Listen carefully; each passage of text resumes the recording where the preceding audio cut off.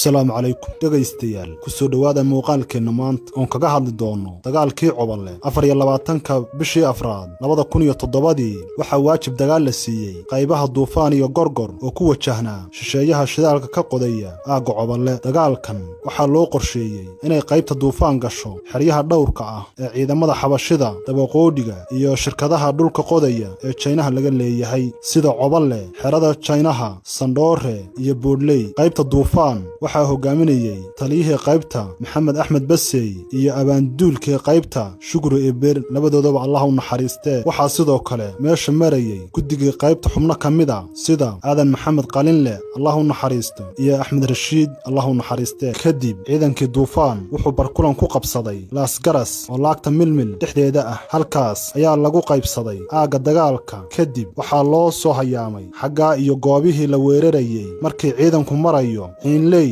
oo lagu soo dhawaaday aagii ayaa waxa taliyihii qaybta la soo hadlay waa naftuhure Maxamed Basey ee abaanduulkii gaashaandhiga Jowxo oo ahaa Cabdikariin Sheekh Muuse Qalbi Dhagax wuxuu u sheegay in labadii ciidan ee jidgooyada ahaa mid kamida uusan soo gaarin aagii uu jidka ka geli lahaa mar haday sidaa tahay waa inaad celisaa ciidanka maadaama ayna wadadu xidhnayn Maxamed Axmed Basey Allah u naxariistee wuxuu sheegay inuusan hadda celin karin ciidanka sababtoo ah waxaan soo gaadhnay aag aan ka noqon karin wax hal ah oon ahayn inaan dagaalka galno ma hayo ayuu yidhi kadib waxaa lagu yidhi waa yahay berri subax 3 saac iyo haddaad soo nabad baxdo ha inoo ahaato ciidanka qaybta Duufaan wuxuu gaadhayaa markaa 508 naftuhure waxayna wateen 23 BKM ciidanka Gorgor ee jidgooyada kaga jiray buundada bombareed laagta qalloocda oo uu hogaaminayo naftuhure sanqalaal Allah u naxariistee oo kamid aha guddiga qaybta Gorgor waxay ahaayeen 130 naftuhure waxayna wateen 4 BKM qoladii saddexaad ee wadada ku qorneed u dhaxaysa dhagax buur iyo Coballe lama hayo cilada farsamo awgood kadib ciidankii weerarka ku qaaday dhowrkii aag ayay isku qaybiyeen sida xerada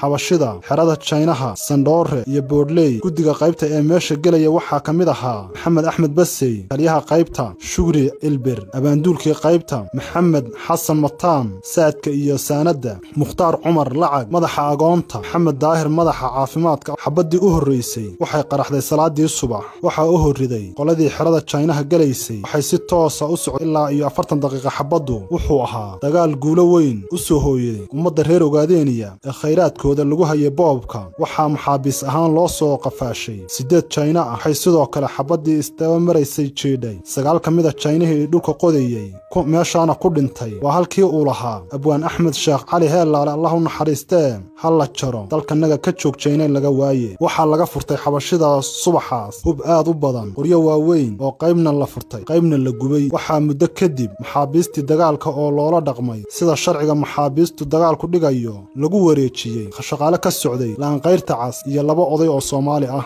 aaga goodir xariirada oo u dhow labiga waxa dagaalkan ku shahiiday 23 naftuhure Allah u naxariistee waxaana ku dhaawacmay 52 naftuhure waxaan magacyadoodii ka helay raggii subax halka ku shahiiday Sheekh Maxamuud Sheekh Cabdullaahi Amiin Deere Mukhtaar Qudub ina Bacadle Cabdi Cadde Maxamed Daahir Qoorgaab Asad Cabdi Nuur Bashiir Maxamed Oofta Yusuf Madoobe Cabdi Madoobe naxariistii janna dhamaantood Allah ka waraabiye waxaa qormadan qoray Naftuhure Sakariya Xuseen waa bahda dayax weerar media idinkaga tagaysan sida iyo kulan dambe